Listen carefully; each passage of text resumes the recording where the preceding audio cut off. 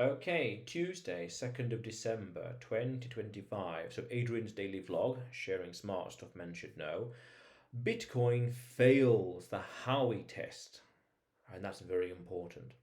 So, about 10 or so years ago, this was a bit of a hot topic in the Bitcoin space in 2015 with regards to Bitcoin status as a commodity or security, and the ultimate litmus test was the Howey test.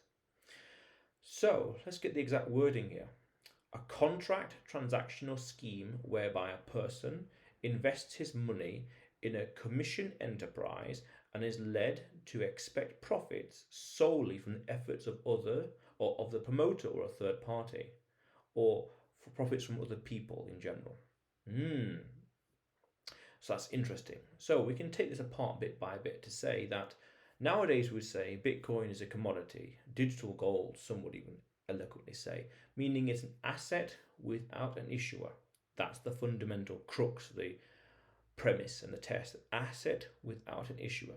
Because we could say there's different assets in the world, commodities really, gold, wheat, iron, you name it, paper, copper.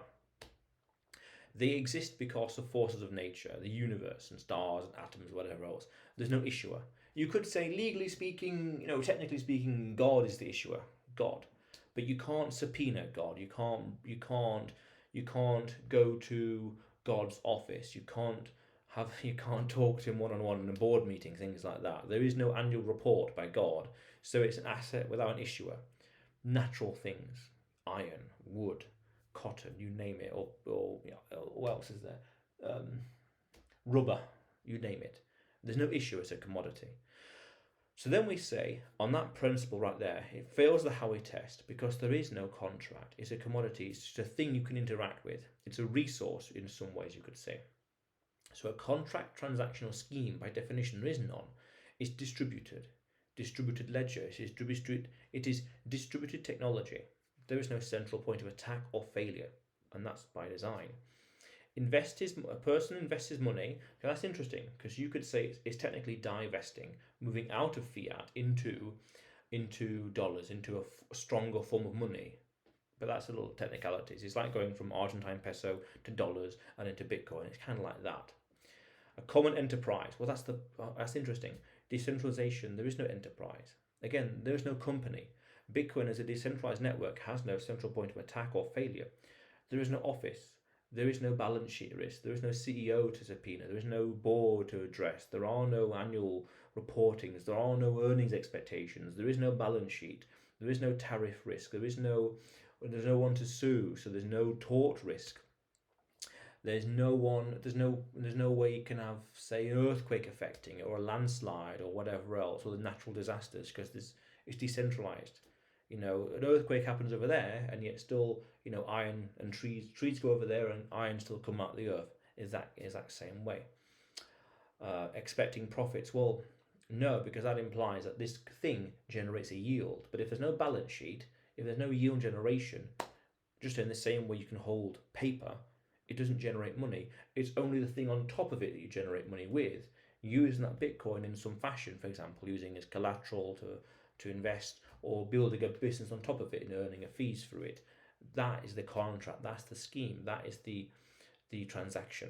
But as itself, it doesn't generate profit. It appreciates in value like any other commodity, does. This is what's called capital gains, but that's a little different. Even that word right there, capital gains, is a bit of a loaded statement, but in the context of the fiat world, that's what's happening.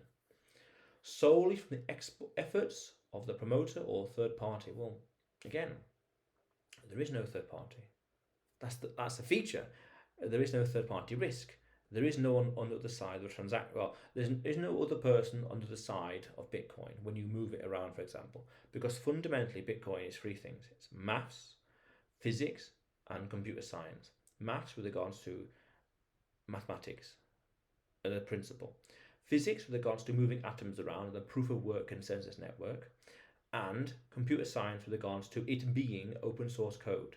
And that's important as well, open source code, because then it shows that you could argue in the same way that chairs are open source, anyone can use it. Oxygen and air is open source. Light is open source. Iron is open source. Rubber is open source. What else is there? Brick, paper, metal, copper. It's open source. Anyone can use it. Yes, there's skills and infrastructure required to turn copper ore into copper pipes by all means, but anyone can use it. It's permissionless by definition, so there are no gatekeepers. Therefore, if there's no gatekeepers, there's no third party. No third party, therefore, no one to derive the income or the yield, because there's no yield as well, from. There is no one. That's powerful. So it fails the Howey test, and that's a good thing, because that gives it the status it has today as a commodity, again, or more, some people would say a digital gold, and that makes it exempt from many different things. We could go even deeper and ever slightly poetic to say that it was the Immaculate Conception. Bitcoin is special because it has the Immaculate Conception, meaning its origins is miraculous, it's spontaneous. Just like you could say in the same way, copper, where'd that come from? Oh, it's miraculous, it's spontaneous in a poetic way. The universe and atoms and whatever else. Yeah, but that's billions of years ago. In the same way, this is spontaneous.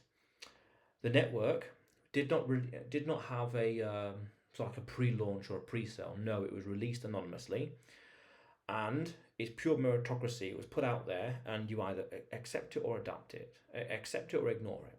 The white paper, and that's it. There's no roadmap, just the white paper, the initial premise behind it, and Satoshi leaving as well. That's fundamental. Meaning the issuer, if there is even one to be called an issuer, because he disappeared so long ago, 11, 12 years ago, 2011, 12, something like that, because he disappeared so long ago and has done nothing since, and no one knows who he is, it's basically akin to spontaneous. Like, where did gold come from? Where did copper come from? Where did palladium come from? The universe, God, the stars, the solar system, in the same way. That, and as time proceeds, that Immaculate Conception narrative is only going to get stronger with regards to where did Satoshi go? These coins have not moved. We don't know who he is. And yet still open source code, and yet still also unchanged code as well. Hasn't changed. It's the same thing, ossification, very powerful. Like in the same way, the atomic structure of atoms, the atomic structure of gold does not change. The atomic structure of paper, palladium, rubber does not change. Same thing. So that's powerful. A contract transactional scheme whereby a person invests his money in a common enterprise and is led to expect profits solely from the efforts of the promoter or a third party. And you can go one step deeper as well with that word invest. Like I said earlier, you're actually divesting. You're getting rid of one weak currency, moving into a stronger currency. Like in the same way, as I said earlier, Argentine pesos, US dollar, Bitcoin. I did a video about a year ago or something with regards to a thought experiment behind Bitcoin, with regards to what other things are good forms of money. And then you realize Bitcoin's a Schelling point. And I did a video about that as well, about a year and a half ago, meaning that everyone has the same issues, same problems, and they follow the same logic where they want something better, and they all eventually converge on Bitcoin. Because as Bitcoin's a monetary Schelling point, they all have the same problems. Without communicating, they all come together on the same conclusion. That's powerful, very powerful. But I did a video about that as well, as I said, a year and a half ago. But nonetheless, very powerful stuff. But otherwise, Adrian's daily vlog, sharing smart stuff men should know. Subscribe for more, and you will see me tomorrow.